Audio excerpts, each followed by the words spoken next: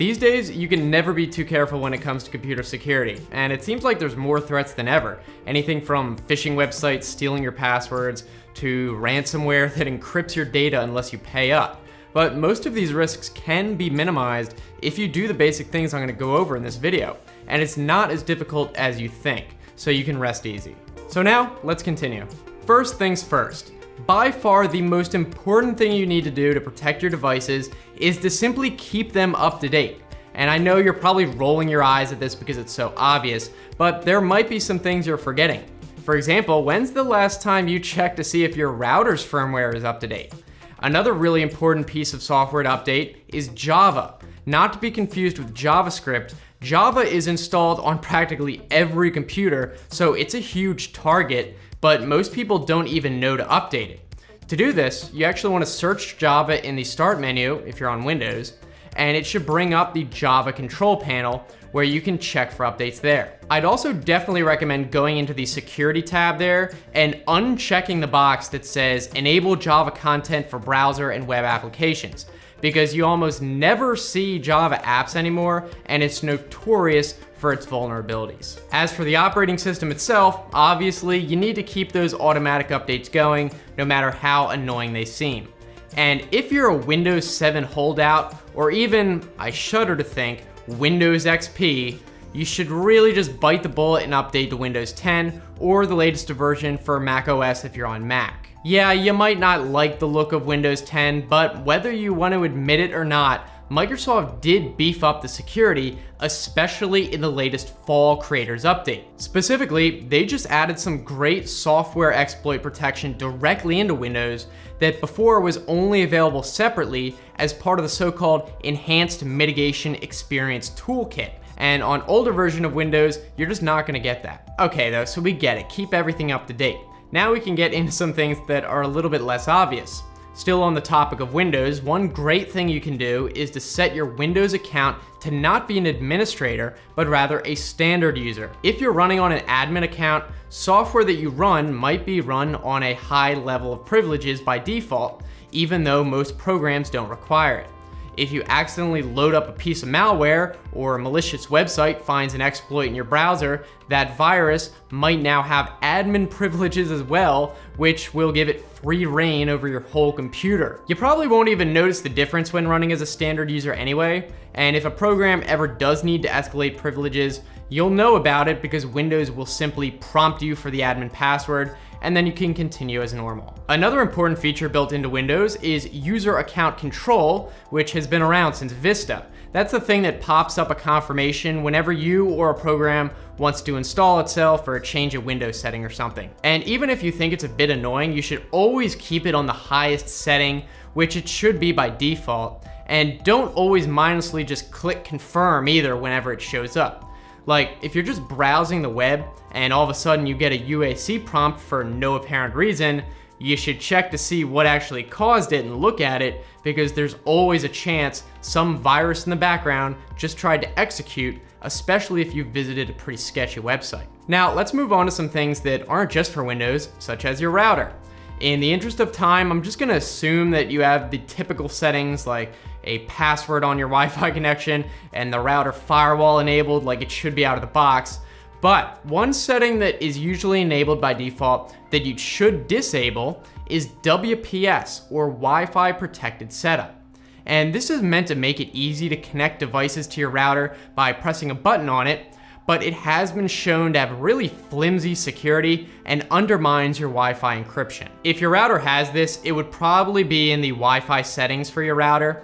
And if you don't know how to access your router's settings page, you can usually go into a web browser and type in either the address 192.168.1.1 or 192.168.0.1. The default password will depend on the manufacturer, but you can usually try admin for the username and either password or admin for the password. Oh, and yes, you should probably change those too, or anyone else who connects to your Wi-Fi could go and change all your settings. Another router setting you should consider disabling, but not necessarily, is Universal Plug and Play, or UPnP.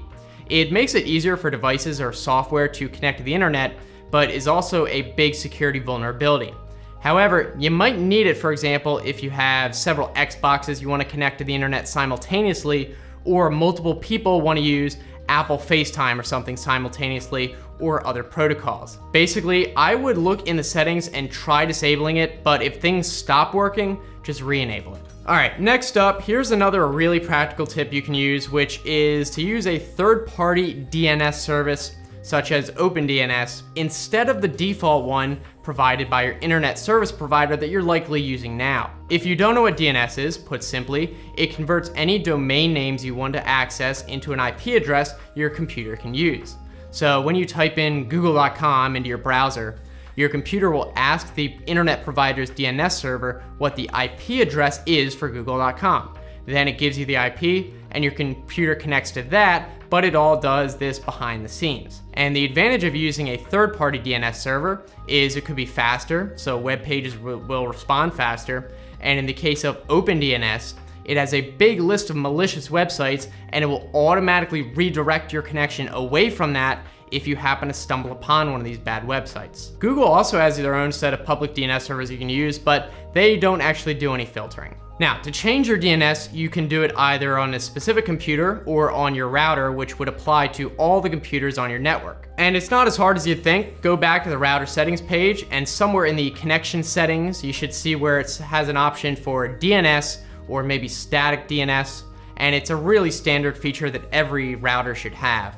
But if you do see something that says dynamic DNS or DDNS, that's something different. Don't change that. Anyway, then you just have to put in the two server addresses, which in the case of OpenDNS are 208.67.222.222 and 208.67.220.220. In the settings, these might be called primary and secondary DNS respectively, so you put it in those fields. Okay, so that's DNS. And this next tip is pretty quick and basic, and hopefully should be obvious, which is to have an antivirus installed. And ideally, you want one that has real-time protection or something named similar to that.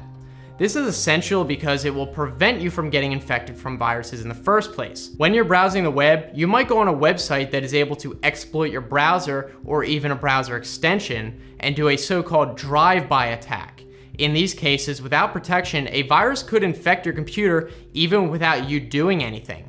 Also, it might be on a trustworthy website that was simply compromised, so you never know. A good antivirus program, along with the other tips about keeping things up to date and running as a standard user on Windows, all will make sure you're safe even in these scenarios. All right, this next one is something you should be doing no matter what, and not just for security, which is to back up your data. Again, you might be rolling your eyes, but I know that there are a bunch of you still who haven't done it. And these days, it's easier than ever with cloud backup services that automatically back up everything online, or you can get an external hard drive and use Windows' built-in backup feature, which is dead simple. Ideally, you'd use both local and online backup. Like in the case of ransomware, a virus might actually hijack and encrypt your whole computer and the backup as well. Or if a thief breaks in your house, or if you have a fire or flood, your local backup might be destroyed. But of course, a local backup would probably be faster to restore from, so you can do both. Speaking of thieves and hard drives, one thing you should consider is encrypting your hard drive. And this is especially so on a laptop, which you're more likely to lose or forget somewhere, and it is easier to steal. The simplest option is Windows BitLocker. Normally, this used to be only for Windows Pro versions, and still technically is, but apparently many laptops and tablets that ship with Windows 10 or Windows 8 have what is called Windows Device Encryption enabled by default or as an option. To see if it's enabled, first go to Windows Settings, then System, and in the About tab, it should mention Device Encryption and whether it's enabled. If you don't see that anywhere, you can try searching for BitLocker in the Start menu and accessing the settings from there. But again, you might need Windows Pro to use it. Finally, I've got a couple really quick tips to finish up. I've said this one many times, but never connect to open Wi-Fi hotspots. If they aren't passworded, they aren't encrypted, which means anyone nearby can intercept your wireless signal and see almost everything you're doing. Also, be aware of online account security by using different passwords on every website. This is really important because if a website's database gets breached and you use the same password for everything, you better believe that that hacker is gonna have bots running to test out any username and password combinations in the database on all sorts of websites, not just the one that got hacked, so all your accounts would get hacked. Also for accounts, you should enable two-factor authentication when you can, where the website will send you a text with a second code to type in when you're logging in, so even if someone steals your password, they can't get into your account. So I think that covers the most important things you should be doing to protect your computer, and if you have any more suggestions that I might have missed, definitely let us know down in the comments. If you want to keep watching, here are some other videos you can just click on, and if you want to subscribe, I make new videos every Tuesday, Thursday, Saturday, and also consider enabling notifications too by clicking the bell next to the subscribe button, or YouTube might not show you my new videos anyway. But again, I'm looking forward to hearing from you guys, so thanks so much for watching. I'll see you next time. Have a good one.